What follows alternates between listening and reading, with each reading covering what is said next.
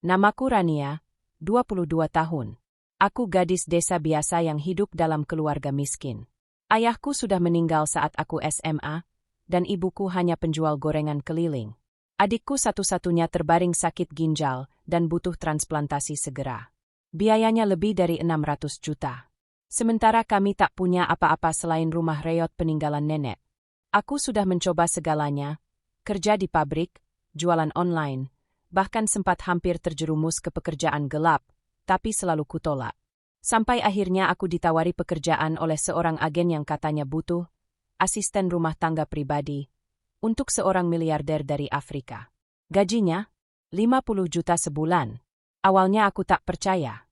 Tapi setelah melalui tes dan wawancara, aku diberangkatkan ke Jakarta, menginap di hotel mewah, dan diperkenalkan dengan pria bernama Emer Dabo. Pria besar berkulit gelap, wajahnya dingin, namun tutur katanya sangat sopan. Ia pemilik perusahaan minyak dan berlian, katanya. Tapi ia memiliki gaya hidup tertutup. Kami jarang berbicara selama aku bekerja di rumahnya, kecuali saat aku membantunya sarapan atau menyiapkan dokumen. Sampai suatu malam, ia memintaku duduk di hadapannya dan berkata hal yang mengubah hidupku selamanya. Rania, aku ingin menikahimu. Aku akan memberikan mahar 5 juta dolar, setara 75 miliar rupiah. Tapi, ini bukan sekadar pernikahan. Aku kaget. Tidak tahu harus menjawab apa. Ia mengeluarkan kontrak panjang dan menatapku tajam. Kamu akan menjadi istri publikku. Tapi kehidupan kita tidak akan biasa. Ada misi. Ada bahaya. Dan malam pertama kita bukan tentang hubungan suami istri, tapi tentang komitmen. Aku ingin menolak. Tapi ingatanku pada adikku yang kini tinggal menunggu ajal karena tak mampu membayar rumah sakit membuatku menangis. Kutandatangani kontrak itu dalam keadaan mental kacau, dan seminggu kemudian aku resmi menjadi istrinya. Pernikahan berlangsung di sebuah villa tersembunyi. Tak ada pesta, tak ada keluarga. Hanya aku, dia, penghulu, dan asisten hukum. Setelah ijab kabul, dia membawaku ke kamar dan berkata lirih, "Malam ini, kamu harus menyerahkan sesuatu padaku. Tapi bukan tubuhmu, melainkan kesetiaanmu." Ia membuka brankas kecil dan mengeluarkan selembar foto tua, serta sebuah pisau. "Kamu harus menorehkan darahmu di sini. Karena kamu akan masuk ke dalam konflik keluarga besar yang selama ini kusembunyikan dari dunia." Aku tak mengerti. Tapi malam itu aku benar-benar mulai masuk ke dalam dunia yang gelap, penuh kekuasaan, intrik, dan misteri warisan berdarah yang selama ini menjadi alasan pria itu terus bersembunyi dari dunia. Setelah malam itu, hidupku tidak pernah sama lagi. Emer Dabo, yang kini resmi menjadi suamiku, mulai menunjukkan sisi lain dari dirinya. Ia tidak banyak bicara, tapi dari tatapan dan tindakannya, aku tahu ia tidak sedang bermain-main. Pagi setelah malam pertama itu, aku diminta mengepak barang dan ikut dengannya ke Afrika Barat, tempat kelahirannya, tempat katanya semua dimulai dan harus diakhiri. Kami terbang dengan jet pribadi, mendarat di kota kecil yang asing, lalu dijemput dengan mobil lapis baja menuju sebuah istana batu hitam di tengah hutan. Tempat itu dijaga ketat oleh pria-pria tinggi berkulit gelap dan bertato tribal di dada. Saat aku turun dari mobil, seorang wanita tua menyambut kami.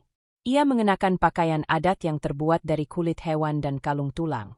Dia pewaris perempuan terakhir, gumamnya sambil menatapku lekat-lekat. Darahnya, darah yang dicari para leluhur. Aku kaget. Apa maksudnya? Aku hanya gadis desa biasa. Tapi malam itu, Dabo menjelaskan segalanya. Ia berasal dari garis keturunan kerajaan kuno yang memiliki kekuasaan besar atas tambang berlian dan minyak. Tapi kutukan lama menyelimuti garis itu. Setiap penerus laki-laki akan mati muda, kecuali ia menikahi wanita berdarah campuran Asia Afrika. Nenek moyangku melanggar perjanjian leluhur. Akibatnya, semua anak laki-laki yang lahir mati di usia muda. Kakakku, pamanku, bahkan ayahku. Aku, tinggal satu-satunya. Dan kamu, Rania, kamu memiliki darah itu. Aku tak sembarangan memilihmu. Aku menolak percaya. Tapi kemudian, sebuah tes darah rahasia dilakukan. Dan hasilnya membuktikan, aku memang memiliki gen yang sama dengan wanita Asia pertama yang dulu dinikahi oleh leluhur Dabo. Aku merasa dikhianati. Dinikahi bukan karena cinta, tapi karena darahku.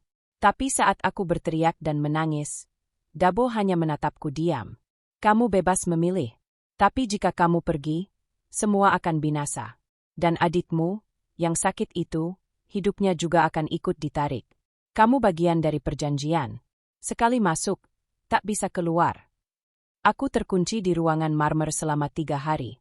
Selama itu pula aku merenung, menangis, dan berpikir tentang hidupku. Tentang adikku.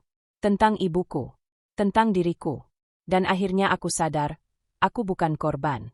Aku adalah kunci. Aku bisa memilih untuk melawan takdir ini, atau menjadikannya kekuatanku. Maka malam keempat, aku keluar dari ruangan dengan kepala tegak.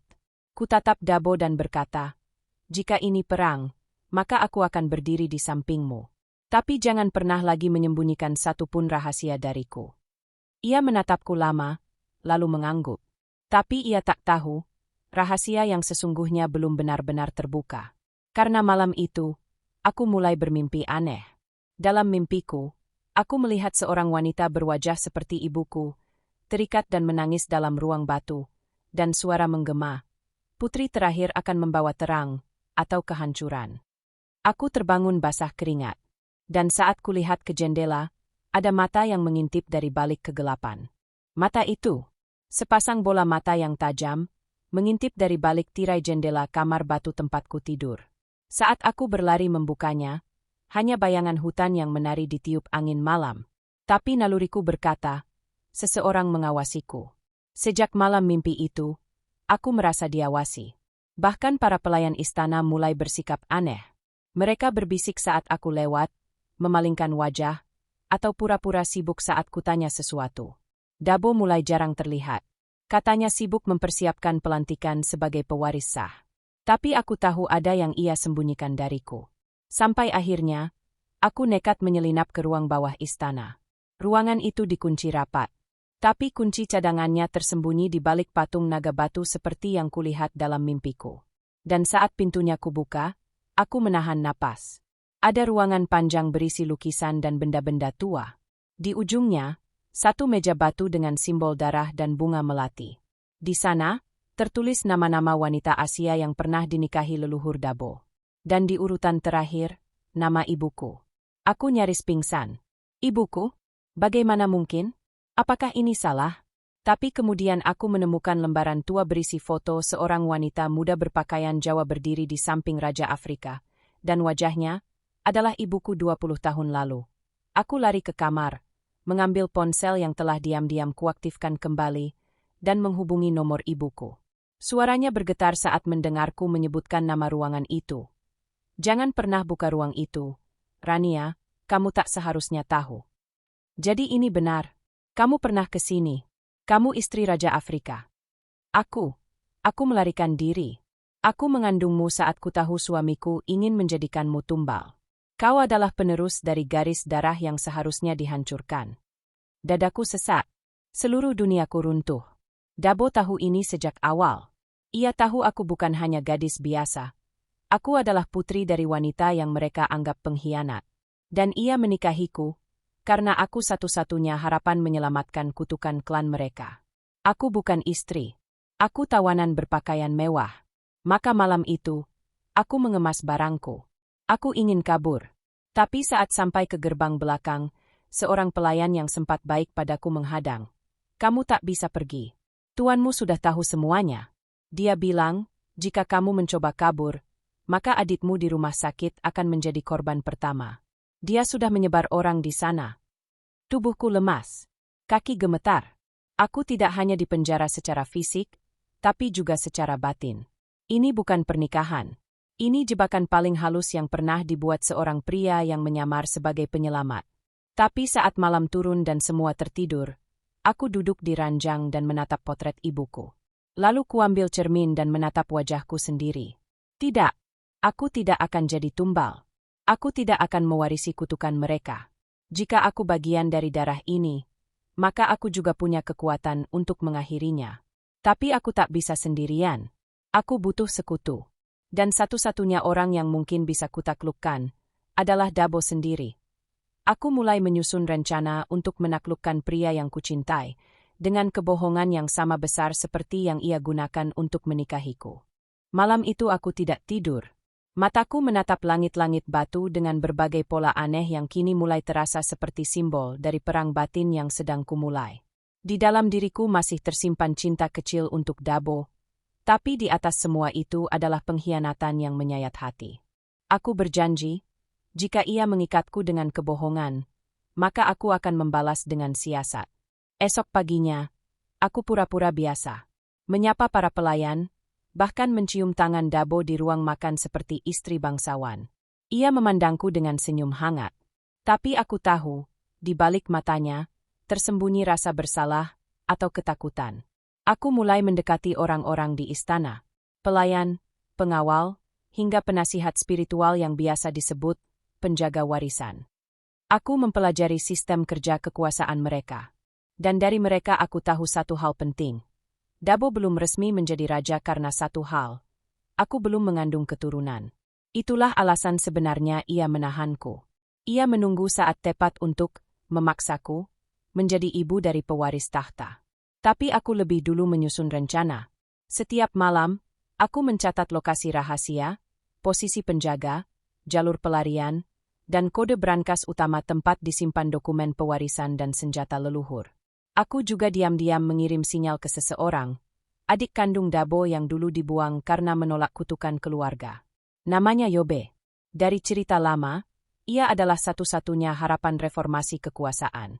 Ia tinggal di hutan timur, hidup sebagai rakyat biasa. Dan aku berhasil menghubunginya melalui pelayan yang dulu diam-diam disuap oleh ibuku. Yobe merespons. Kalau kau berani, aku akan datang malam upacara bulan penuh. Saat itu, semua perhatian tertuju pada altar leluhur. Kita ambil alih. Sementara itu, Dabo mulai mencium gelagat. Ia mencoba mendekatiku, bahkan untuk pertama kalinya ia tidur di sisiku dengan tubuh hangat dan pelukan yang membuatku ragu. Rania, aku tahu kau kecewa. Tapi aku sungguh mencintaimu. Aku terpaksa, bukan karena tak percaya padamu, tapi karena semua ini terlalu besar untuk diatur oleh cinta. Cinta tak bisa dibeli dengan mahar, Dabo. Kau mengikatku dengan darah, bukan hati. Kalimat itu membuatnya diam. Ia memelukku makin erat. Dan malam itu, aku menangis dalam diam. Karena bagaimanapun, aku masih wanita biasa yang menginginkan cinta, bukan mahkota. Dan meski ia pengkhianat, aku tahu, ia pun tersiksa oleh beban takdirnya sendiri. Malam bulan penuh tiba. Istana penuh cahaya obor. Para tetua berkumpul di altar batu, menyanyikan mantra kuno. Aku berdiri di samping Dabo, mengenakan jubah putih dengan simbol emas. Saat mereka akan menaruh kalung pewaris di leher Dabo, suara ledakan terdengar dari gerbang utama. Semua orang panik. Dari balik asap, muncul Yobe dengan pengikutnya. Ia tak datang untuk berperang, tapi untuk menantang. Jika darahmu benar, maka lawan aku dengan adil. Kau tak bisa pimpin keturunan jika pewaris wanitamu dipaksa. Ini bukan zaman penjajahan jiwa. Dabo menggertakkan gigi. Ia menatapku. Kamu memanggilnya? Tidak, kataku tenang. Tapi aku tahu dia akan datang. Karena aku bukan benda. Aku putri dari garis yang kalian coba musnahkan. Tapi malam ini, aku bangkit. Para tetua panik. Tapi satu demi satu mulai berpihak padaku. Karena aku menunjukkan sesuatu yang Dabo tak punya, kebenaran, bukan sekadar darah. Dan malam itu, untuk pertama kalinya dalam sejarah istana, pewaris wanita mengambil keputusan. Aku berdiri di atas altar dan berkata, aku akan tetap menjadi istrinya. Tapi sebagai ratu sejajar, bukan sebagai tumbal. Jika dia menolak, maka garis ini akan kulenyapkan sendiri. Dan Dabo menunduk. Ia menjatuhkan jubahnya dan berkata, maka mulai malam ini, kekuasaan kita dibagi dua. Aku bersalah. Tapi izinkan aku menebusnya, dengan cinta yang tidak lagi berdarah. Tanganku gemetar. Tapi untuk pertama kalinya, aku merasa menang, bukan karena tahta, tapi karena aku berhasil mengubah pria yang pernah ingin mengikatku menjadi wanita yang berdiri setara di sisinya. Pagi setelah malam pemberontakan, istana seperti neraka yang baru selesai terbakar. Beberapa penjaga yang setia pada Dabo telah diturunkan paksa, sebagian lainnya berlutut di hadapan Yobe. Para tetua terbagi. Separuh masih percaya pada Dabo sebagai pewaris sah, separuh lagi melihatku sebagai sosok baru yang membawa perubahan. Tapi di balik itu semua, aku tahu, peperangan sebenarnya belum berakhir. Karena saat takhta dipertanyakan, nyawa menjadi taruhan. Dabo berubah. Bukan jadi kasar, justru lebih diam. Ia sering duduk sendiri di taman batu, memandangi langit Afrika yang merah di ujung senja. "Apa kamu menyesal menikahiku?" tanyaku suatu hari. Ia menatapku dengan mata lelah. "Aku tak menyesal menikahimu. Yang ku sesali adalah tidak jujur sejak awal. Aku pikir aku menyelamatkan keluarga. Tapi ternyata, aku hanya memperpanjang kutukan." Kami mulai berbicara lebih banyak tentang masa kecilnya, tentang bagaimana ayahnya mati di usia muda, tentang ibunya yang dibunuh karena melawan tradisi darah. Aku tahu luka Dabo lebih dalam dari yang bisa kulihat. Tapi aku juga tahu, cinta saja tak cukup menyembuhkan semuanya. Kami menyusun rencana damai bersama Yobe, membagi wilayah kekuasaan, menghapus kontrak darah, dan memberi pilihan pada perempuan bangsawan untuk menikah atas kehendak sendiri. Tapi tak semua pihak setuju. Satu malam, seseorang menyusup ke kamar kami dan mencoba membunuhku dengan racun. Untung aku terbangun lebih cepat karena mimpi buruk yang membuatku mual. Racun itu ditaruh di teh malamku. Dan yang lebih mengerikan, racun itu hanya dimiliki oleh salah satu tetua tertua yang selama ini paling keras menolak keberadaanku. Dia takut kamu menghapus warisan leluhur. Takhta baginya lebih berharga dari nyawa, kata Dabo dingin. Aku marah. Aku ingin balas. Tapi aku tahu, balas dendam hanya akan mengulang sejarah. Maka untuk pertama kalinya, aku bicara langsung di hadapan Dewan Tertinggi. Jika kalian ingin darahku, silakan ambil. Tapi setelah itu, kalian tak akan punya pewaris. Karena aku hamil. Kejutan itu mengguncang ruangan. Dabo sendiri baru tahu saat itu. Aku memang sengaja merahasiakannya. Bukan karena takut, tapi karena aku ingin melihat siapa yang benar-benar mencintaiku tanpa warisan itu. Aku berdiri dengan tubuh gemetar, perutku yang masih datar kututupi dengan kain tenun. Anak ini tak lahir dari kutukan. Ia lahir dari dua orang yang ingin menghentikan kebohongan. Dan hari itu, semua berubah. Para tetua mundur. Dabo berdiri di sampingku, menggenggam tanganku. Tapi saat kami keluar dari ruangan dewan, suara letusan senapan menggelegar. Yobe, saudara tiri Dabo, tertembak dari belakang. Seseorang ingin perang tetap terjadi. Tubuhnya jatuh di pangkuanku. Lindungi rakyat, jangan jadi raja seperti mereka. Kamu ratu. Rania, jaga anakmu. Ia tersenyum, lalu nafasnya hilang dalam pelukanku. Dabo berteriak. Aku menangis seperti orang gila. Dan hari itu, darah kembali membasahi lantai istana. Tapi tidak sia-sia. Karena dari kematian Yobe, kami tahu, perubahan tak akan datang dengan kesepakatan saja. Perubahan butuh pengorbanan. Dan aku, mulai benar-benar siap jadi ratu bukan karena mahkota, tapi karena kehilangan. Hari itu aku bersumpah, anakku tak akan mewarisi luka. Tapi hanya keberanian dan cinta. Hari-hari setelah kematian Yobe seperti berjalan dalam kabut kelabu. Setiap sudut istana dipenuhi ketakutan, curiga, dan luka yang tak terlihat. Dabo berubah, tapi kali ini bukan karena beban, melainkan karena kehilangan. Ia tak lagi bicara banyak, hanya memelukku setiap malam, seolah takut aku pun akan direnggut dari sisinya. Tapi justru dari keheningan itu, aku mulai mendengar suara hatiku sendiri. Aku mulai sadar, kekuasaan tak pernah membawa damai. Takhta ini dibangun dari darah, dijaga oleh rasa takut, dan diwariskan dengan kutukan yang entah kapan akan berhenti. Dan aku tidak ingin anakku lahir di bawah bayang-bayang itu. Maka pagi itu, di hadapan seluruh dewan, aku berdiri dengan tenang, perutku mulai membuncit, dan kutatap wajah mereka satu persatu. Aku tidak ingin anakku menjadi raja. Aku ingin ia jadi manusia bebas. Maka hari ini, aku Rania, istri sah Dabo, menolak gelar ratu. Aku akan pergi. Meninggalkan istana, meninggalkan darah, meninggalkan takhta. Tapi bukan karena aku lemah, justru karena aku ingin mengakhiri kekuasaan yang dibangun dari luka. Semua terdiam. Dabo mencoba menghentikanku. Jangan pergi. Aku bisa ubah segalanya untukmu. Justru karena kamu mencintaiku, biarkan aku memilih. Tangisku pecah saat ku lepas cincin warisan dari jari manisku. Kutaruh di telapak tangannya dan ku genggam. Jangan wariskan ini ke anak kita. Wariskan keberanianmu untuk berubah. Itu lebih mulia dari mahkota. Malam itu aku pergi diam-diam. Hanya membawa 2 koper dan 1 foto kecil Yobe tersenyum.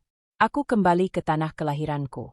Tidak lagi sebagai gadis desa yang miskin, tapi sebagai wanita yang telah membakar kerajaan untuk melindungi hidup. Ibuku menangis saat melihatku datang. Kamu telah melewati yang tak pernah kubayangkan. Dan aku pulang, karena akhirnya aku tahu, tempat yang benar bukan yang paling kaya, tapi yang paling damai. 9 bulan kemudian, aku melahirkan seorang bayi laki-laki.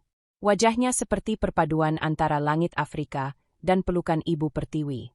Aku beri dia nama, Aman, artinya kedamaian.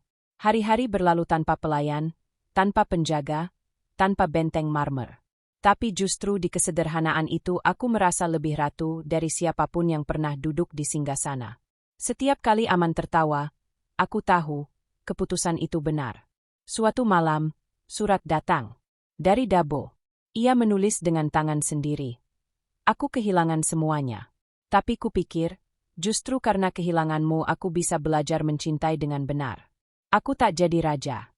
Aku ubah istana menjadi rumah sakit untuk rakyat. Anak kita, jika kelak ia ingin mengenal ayahnya, aku akan menunggunya bukan sebagai raja, tapi sebagai lelaki yang dulu salah. Aku meneteskan air mata. Bukan karena sedih, tapi karena hidup telah kembali padaku. Dan untuk pertama kalinya, aku tahu arti mahar yang sesungguhnya. Bukan uang, bukan harta, tapi pilihan untuk tetap mencintai, bahkan setelah terluka.